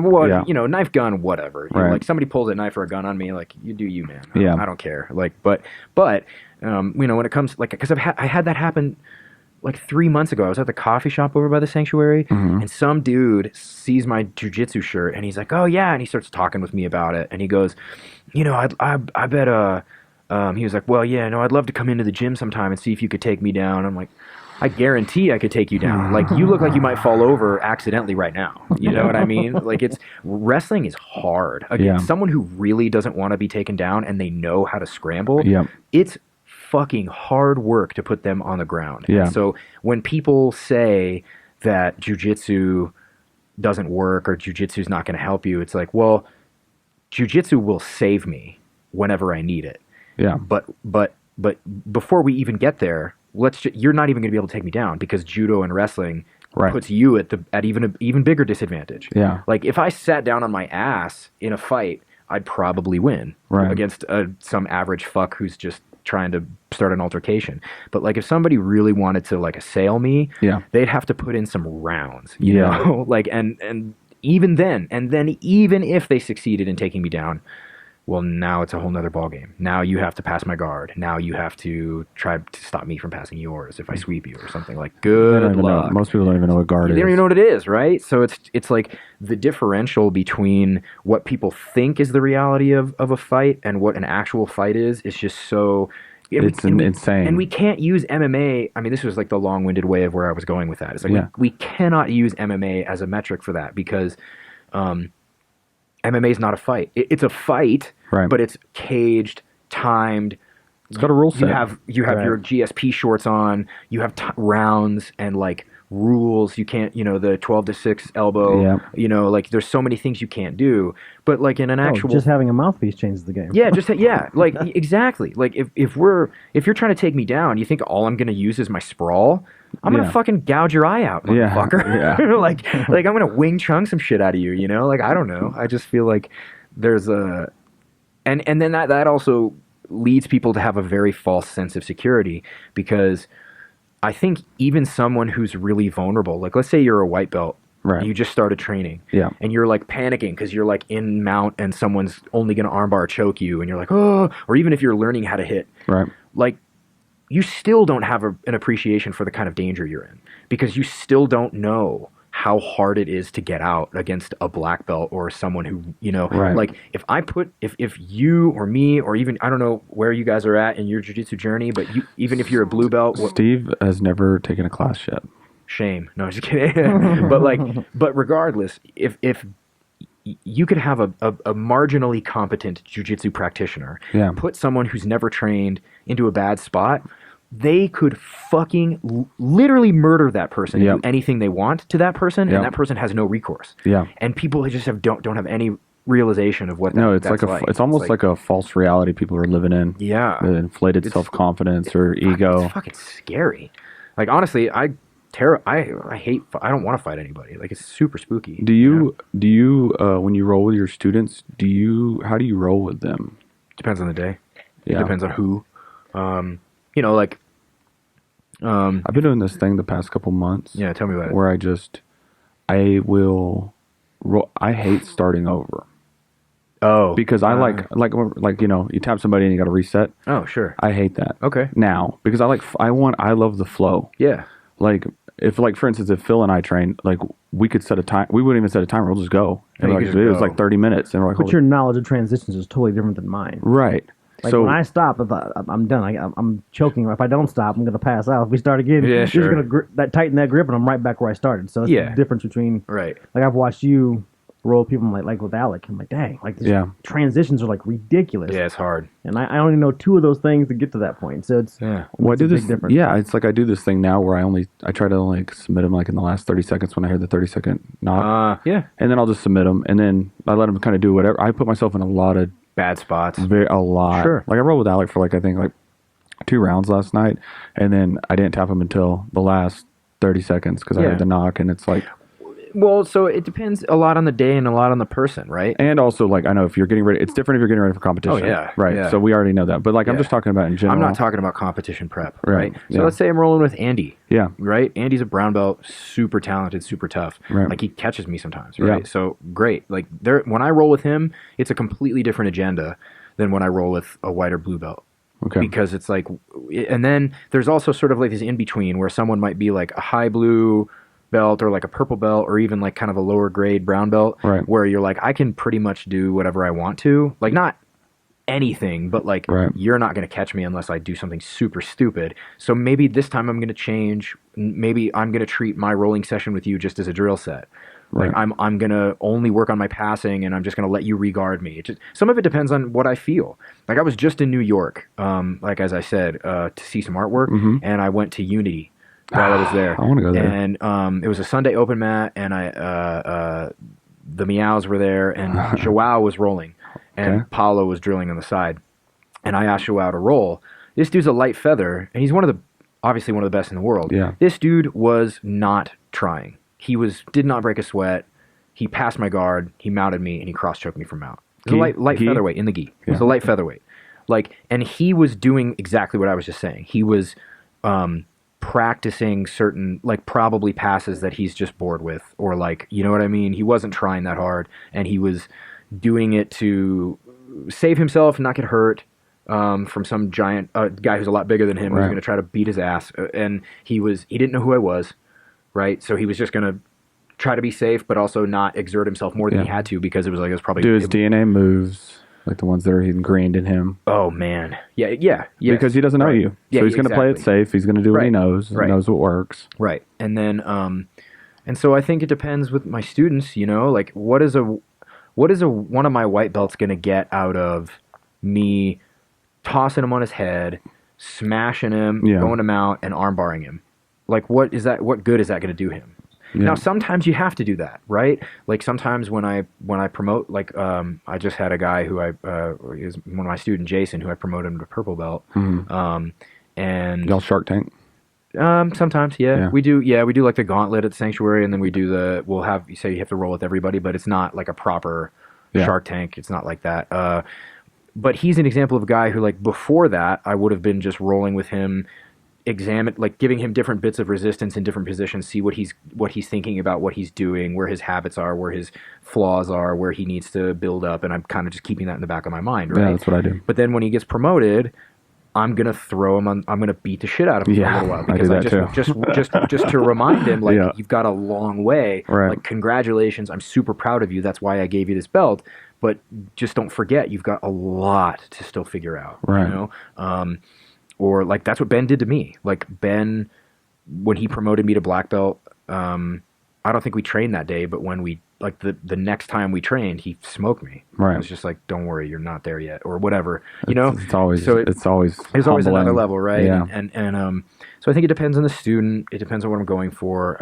And then there are some days when it's just like, I don't even care. I'll just like let everyone mount me, or I'll let everyone pass, and I'll just recover, you know, get put in arm bars, and if I don't get out, then I tap. Yeah, so what, dude? I don't care. We have this one kid, Johnny Lucero. He's savage, man. I love this kid. He's like 16, might be 17 now. I can't remember, but he was a white belt, and I had gotten my black belt like 2 weeks before, and I shot a shitty double on him, and he guillotined me. And I like tapped. I couldn't get out, and I was like, "Son of a bitch, man!" And I was like, "All right." Yeah, I know. And then he did it the other day. He's a blue belt now, and about 4 months ago, I pulled deep half guard on him, and he shot the reverse triangle, which is exactly the same finish that happened at the finals of the world's featherweight between Marcio Andre and Mateus Gabriel, and it was the same finish, and he finished it. He's a blue belt, and it was like a legit tap, man. It wasn't like I gave him anything, right? You know what I mean? And I was like, all right, well. You know, so, but I love that. I really like, I think it was Gary Tonin said that, right? Was it Gary Tonin or Jeff Gordon? You ever saw about getting tapped like 20 times? Yeah, I'm pretty sure. Or something like that in every training session? I'm pretty sure it was Gary who said that if you're not getting tapped in the gym, you're doing it wrong. Oh, then on another podcast, I'm sorry, I think I quoted Jeff Glover with that Jeff one. Glover? So, yeah, no.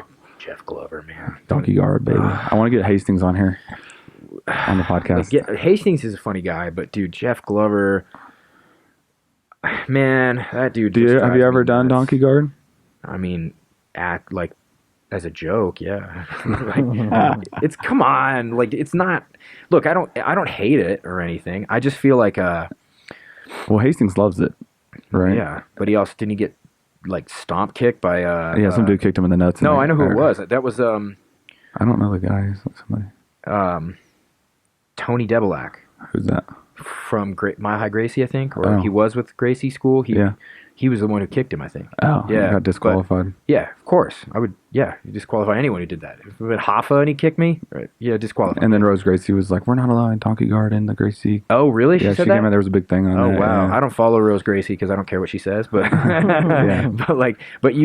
here's you know, donkey guard seems okay. Fine, I don't care if you want to play it. Play it. It's just. I've done it once. Yeah, did it work out for you? I did it at the tournament against Hastings. Oh, you did it to him. That's right. No, what happened was we saw each other. We were on the same. We used to be on the same team, and we saw each other in the same. He was in the same bracket, and I was like, so right before we go on, well, he walked up to me earlier. Goes, we're in the same bracket. I was like, all right. So then, right before we go on, I go, you want to do donkey guard? Yeah. We'll do double donkey guard. Yeah. And he goes, all right. Double donkey. And so I just turned around and started backing up to him because I didn't know what to do, right? Well, he turned around and did it and then jumped over and then swept me over, right? Okay, sure. Now, I recovered because I like sweeps and shit. And so I recovered, got on top, and I mounted X, choked him in that match, right? Now, someone took a snippet of that.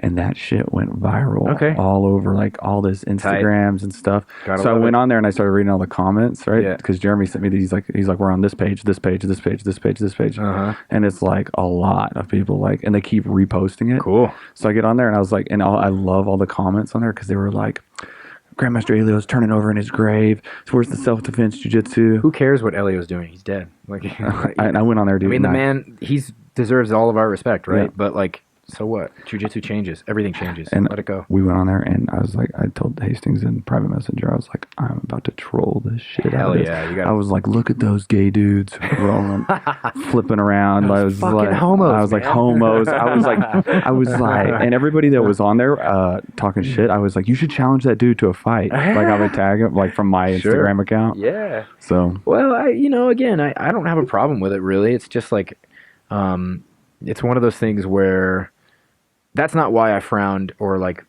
whatever when you mentioned Jeff Glover. It was just because like I think Jeff Glover is really annoying. You know, like when he's been on like Metamoris as an announcer, and he's like also been on these major cards, and he just fucks off the whole time. Like the dude is a killer jiu-jitsu player, obviously. Like, and if I had to face him, he would smoke me. I'm sure, whatever. That's fine. That doesn't mean I have to like what you're doing or like the kind of person that you seem to be. But he seems so annoying to like go out there and literally just fuck off half the time when he's facing Kyotera, and then like when he gets on the mic to announce for Metamoris, and he's just half the time he's just trolling. And I'm like, okay, that may be who you are, but we're all here trying to do shit. Like, quit wasting my time. Like, I'm not here to hear you crack bad jokes about whatever guard or whatever jiu-jitsu you're doing or whatever you're calling this or whatever you're fucking, or not even donkey guard in particular. I just find him kind of annoying. This is what I love about Phil. Phil is so ruthlessly honest with his opinions. Try to be. Yeah, and it doesn't matter who. You may fuck me up, but I still can't stand it. Yeah, I don't care. Yeah, I mean, I'm not trying. Like, we could have the Queen of England in here and be like, yeah, I don't like your fucking hair. Yeah, your hair sucks. You're annoying. I'll sit down. And also, I feel like it's fair. There's nothing wrong with like differentiating between someone who's deserving of respect and like Jeff Glover. He deserves my respect. And he's very good at jiu-jitsu. We're not negating that you respect every single person we talk about. I'm still gonna tell you that you're an annoying piece of garbage. Yeah, you can respect the skills, but you hate the douche. Yeah, man. Like, you know, and that's why I felt like it was so important. Like, if you're gonna call people out on stalling in jiu-jitsu, you should probably call out individuals. Yeah. You know, like, why are, you know, we got to get rid of the stalling. We got to get rid of the stalling. Who? Tell me who. And then when you tell me who that person is, like if you're going to name Bruno Malfacini or Guilherme Mendes or any guy who is guilty of having stalled at one point in their career or whatever, are you really going to tell me that that's because that guy, he pulled guard, went to 50-50 just to strategize to, like, that dude will murder so many people on the mat. Yeah. Like, get out of here. You'd have to line up all their matches and be like, okay, in a match, because I don't care who you are. There's been points where you've stalled in matches. I don't give a fuck who you are. Sure. You've been in a bad spot. I'm going to slow it down. I'm going to slow it down. Yeah. Or like, you know, I fought, I can't remember who he was. He's a black belt over at Easton's. And I remember, I was up by like 2 points and I'm like, dude, I'm in 4 divisions today. I'm just hanging tight today. This is my second match. I'm just going to hang on for another 20 seconds. Of course. And just take the 2 points and win. Sure. Well, and there's also, like, there are plenty of people in jiu-jitsu who you have to, you know, we can't love everyone in jiu-jitsu. Right. There are people who are going to be really, really frustrating. Yeah. You know, and then it do you think it's going to be, I want to ask you this, because it's like, do you think it's going to be hard for you now to be, as a school owner, also competing, right? Oh, sure. Yeah. And like have that kind of... Yeah, I don't know yet. That's all right. Yeah. You know, I mean, because you're about to be in this other transition where it's going to be way different for you now. Like you're going to be...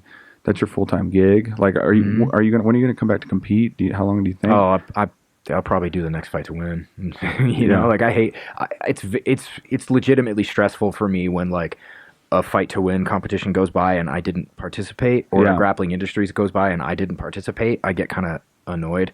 Yeah. Even if I haven't prepared, I love competition. Are you gonna go Pans Worlds this year? What are you gonna do? I can't do Worlds because you have to qualify at adult black belt for Worlds, and I don't have enough points. Okay. Especially now that they upped the qualifiers, so all the point qualifiers are pretty outrageous.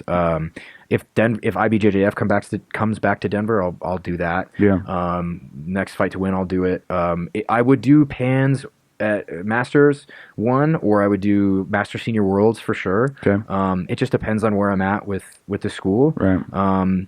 Changes a lot. Yeah, kind of hesitant to make any plans at the moment about exactly what I'm going to do, but yeah, hell yeah, I'm going to compete. Yeah. You know, or like I got one more thing to say about the... Yeah, we're going to wrap it up here pretty quick, so just say whatever you want to. So, y'all remember that fight to win? I don't remember who she was facing, but Vanessa Wexler went out and did that dance right before. Yes. Like, bro. Okay, again, Vanessa Wexler's super cool, right? Like, she's a local... Awesome great guard, black belt, amazing really guard. good guard. She's won a ton of cool stuff. She's great. Like, that's fine.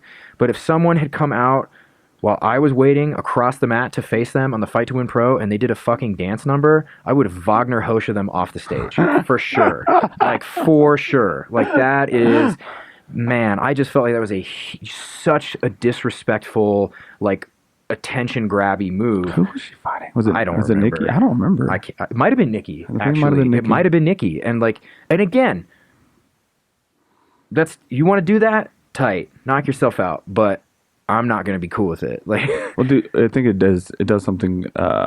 It definitely made highlight reels, right? Yeah. So I think she caught a lot of flack for it. Sadly, I mean, it's like here I am giving her shit, right? Seth had to come out and defend her right after. I remember that. He's like, I wouldn't defend that. Bad press is still press. Yeah, press is press. The Kanye model, yeah. I love Kanye, but he's. God damn it, man. See, I told you, he'll light anybody up. It's great. I don't give a shit. Yeah, Kanye's going to be on here next week, so I'll let him. Tell him this guy, Phil, who was here last week, said you're a piece of trash. But I love Kanye, man. He's one of the best rappers ever, right? Or like Rose Gracie. I know I said shit about Rose Gracie before. It's just like, well, I get it, you're a Gracie, but I've heard her in interviews where she's like claiming what jiu-jitsu is and is not. And I'm like, I don't care if your last name starts with a G and ends with an E. You don't get to tell anybody what jiu-jitsu is or is not. Like, get out of here, you know? So I don't know. Yeah. No, it's good. I love it. Do you, is there anything, because I think last week when Nikki Sullivan was on here, we asked her, you had asked her out on a date. yeah, years ago. Yeah, I remember that. And, I don't really. You were a brown belt, and she had just gotten her black, I think. I don't recall that I asked her out on a date. I think it was like there was some, like at one point there was some attraction, and I think I had mentioned to you guys that I was interested in her, and you guys told her, and she was like, nah. Like, she was just I thought she no way. Turned you down on Instant Messenger or something crazy. I don't remember. I don't remember. I mean, I don't know. I've been turned down plenty of times by plenty of people, but I don't think that's how it went. Well, he's taken now. Okay, Nikki. Sorry, I am. Yeah. He's in a committed relationship. But Todd's still single. Yeah. Oh my God. I'm sorry, Nikki, about that. She's cool, man. She's got quite the. I remember the first time she and I rolled was at Rob's open mat, and she was a brown belt. Yeah. And she went for a footlock on me, and I was just like, I remember thinking like, this hurts like a motherfucker, but I'm not tapping. And it was painful, but she's tough. Kind of gritted it out because I didn't want to lose to a girl. I mean. Sexism, right? Sexism. I mean, I love it. I tap Char taps me all the time. I don't care. I'm just Phil's great. He's so controversial, but he's great. I want to have you on our other podcast. He'd be good. What do you think? He'd be good on that one? Oh yeah, absolutely. That'd be good. Yeah, I'll talk about anything all the time, and I'm sure like whenever you do release this one, like if people want to talk shit, I'm down. Like. Yeah, you guys comment below. DM me, man. He'll check it. He'll check it out. Comment below, like it. Yeah. So, what is your Instagram? Okay. So, my Instagram is @Pleetz, which is PLIETZ. My other one for my lizards is @Aridsonly. That's ARIDSONLY. And then your art, is that on your? That's on at the first Instagram @Pleetz. P Lietz. That's just like my first initial and my last name. Yep. I don't have Twitter. I have a Facebook, but it's just mine. Yeah, it's a personal. Yeah, and I have like websites, but I don't even use them. We'll put the links below. You guys can send messages and see if you guys ever want to like get a or just talk shit. If you want to talk shit, you're an asshole. Like, how dare you say that about fucking Vanessa Wexler or Rose Gracie? You're sexist. I'm like, oh, it's fine. I'm not, but that's okay. You can hate. Yeah, and you guys can, if you guys want artwork or stuff, he's always got amazing stuff for sale. He'll send it to you, and just check out his stuff. All right, cool. Thanks for being here, man. I appreciate it. I haven't seen you in a minute, so it's cool. It's been a while. We gotta train. Yeah, we should. Yeah. And let us know whenever you get the school open, and I'll do a shout out on here, and that sounds great. Come out there and do some rolls and stuff. Thanks, man. But thanks for coming. Yeah, you're welcome. Thank you for having me. Yeah, for sure. Thanks a lot. All right, guys, we'll see you next week. Peace.